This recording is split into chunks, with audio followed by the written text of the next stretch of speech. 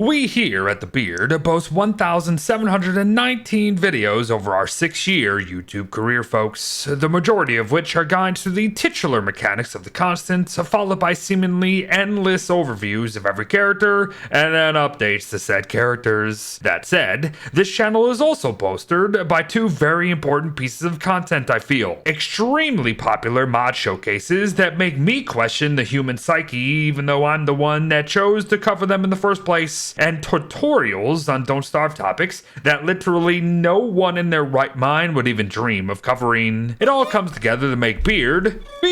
But what about all those amazingly useless facts about this game that even he has barely scratched the surface of? Could we make a series of videos pertaining to the hidden tips and tricks of these games that should leave many scratching their own heads in befuddlement? Yes, we could. So of course, we should. Especially with how stupid some of these are gonna be. As what if I told you that the slowdown of moonstorms, sandstorms, and even sinkholes meant nothing to the like of the one and only powerful mechanics of snowballs. No joke, everyone. There is no need for goggles, fancy feats, or nothing. If you've got some big white balls, the world is your oyster. Wait, that's not what I meant. But yes, this very recent addition to the game is now quite literally rolling over previous additions to the game. If you have snowballs on the ground due to winter's feasts, things that you can preserve with embalming spritz if you're wondering how the hell I even have snowballs in summer for Pete's sake, you are now no longer slowed down by anything. So yeah, I warned ya, stupid, but I ain't here to stick to the script, so how about a character-specific tip that is honestly so simple that it hurts? Wartox's also somewhat recently introduced map soul hopping mechanic can completely negate Charlie's attack, everyone. The very second you begin to hear her sneaking up behind ya, a quick click to anywhere on the map will reset her attack timer, guaranteed. So then, all you have to decide is if you want to sit on the map constantly to avoid any potential panic, or just keep going about your business anywhere you happen to be going, and then switch to the map when needed.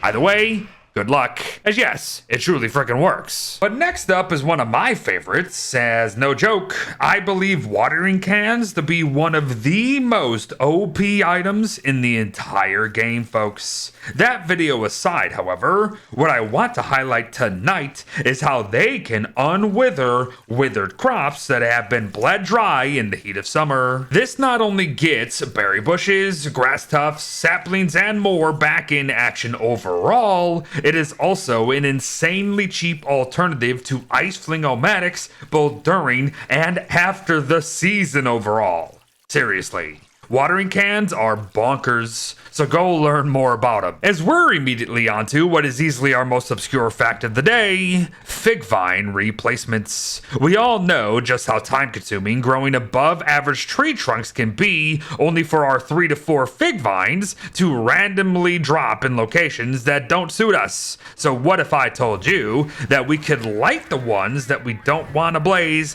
and then ram into the tree itself to generate more?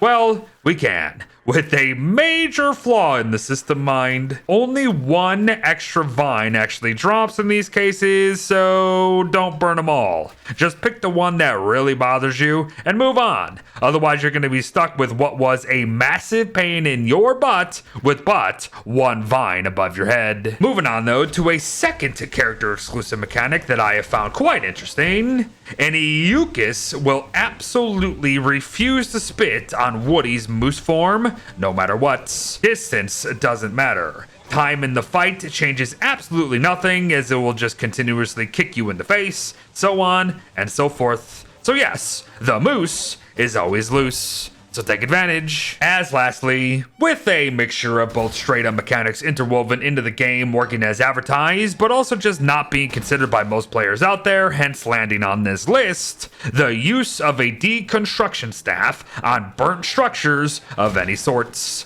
Listen, folks, the staff always returns 100% of the materials needed to build a structure, so that is nothing new. or hidden really. But come on now, how many of us out there actually knew about this particular use of the staff, let alone actually use it like this on a daily basis? This is pretty freaking useful. You will get 100% of the materials back from a burnt structure. So stop just grabbing a hammer and smashing them and getting them out of the way. You should probably think ahead a little bit. But there you have it, everyone. 5 hidden tips and tricks within Don't Starve Together that are both kind of amazing, but ultimately useless in the grand scheme of things, if you want to argue that. But that's how we like it around here. Thanks for watching, folks. Well wishes to all. I myself have a growing list of many of these mechanics already, but always feel free to share your own discoveries in the comments as we used to do back in the day, and I'll see you in the next one. Bye-bye.